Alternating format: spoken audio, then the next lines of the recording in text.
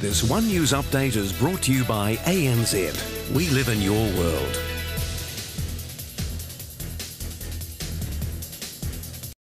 Kia ora, good evening. One News has uncovered a supersized underground problem in the country's biggest city. Hundreds of kilometres of Auckland's ageing stormwater network are not up to scratch. And with winter coming, officials admit pipes could collapse under the pressure of wet weather. It comes 3 months after a West Auckland pipe did just that, causing widespread flooding to nearby homes, and the problem still isn't fixed. Donna Marie Lever's been investigating and joins us now with more on this exclusive story. Donna Marie. Good evening. It's taken months of digging to be able to bring you this story, and finally tonight we can take you underneath the city and show you just what the problem is. Hundreds of kilometres of stormwater pipe that's in dire need of repair or replacement, and there's no guarantee that it will stand up to winter.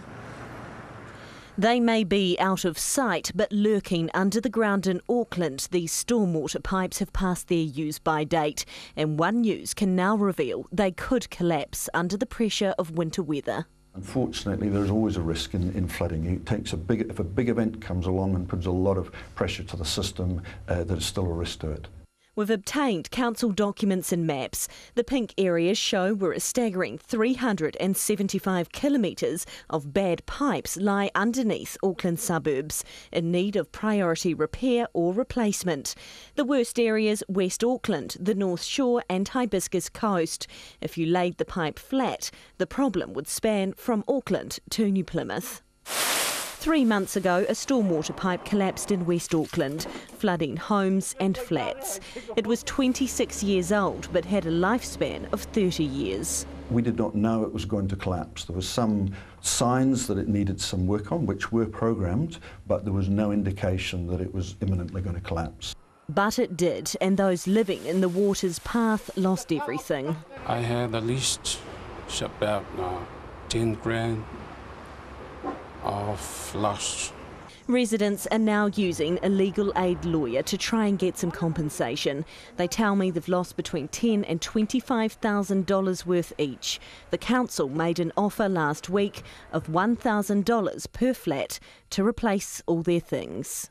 Last Friday we had a talk to the lawyer, and the lawyer said that they only give us $1,000. So that's a lot of things that they can't be replaced. And I'm worried about, this going to be happening again to other people's. And it could happen again when bad weather hits. Our investigation has revealed the council plans to fix the bad pipes slowly over the next 20 years at a cost of hundreds of millions of dollars. We can't guarantee that it won't happen again, but we are working proactively so that that risk is as small as it can be. Is that good enough? That is best practice. It's now been several months since the pipe here burst, and work to try and repair it is still far from finished. The council is now hoping it can rush the project through before winter really kicks in.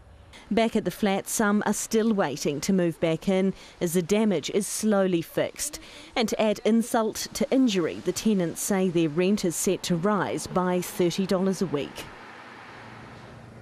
And in that West Auckland case, we've also just learnt that the council has actually given $27,000 from its Civil Defence Emergency Fund to the Salvation Army, that money earmarked to replace residents' cars and the contents of their homes. They say it's very much a response that they do in terms of need, and that it's certainly no admission of any liability in this case. We do know the residents still plan to meet with their lawyer on Monday. And in terms of the greater picture in this case, the council tell us that this is a relatively common problem in many big cities around the world, and that Auckland's certainly not alone, and that it's a balancing act for them, and they really just have to weigh up the cost with how urgent the work is that needs to be done.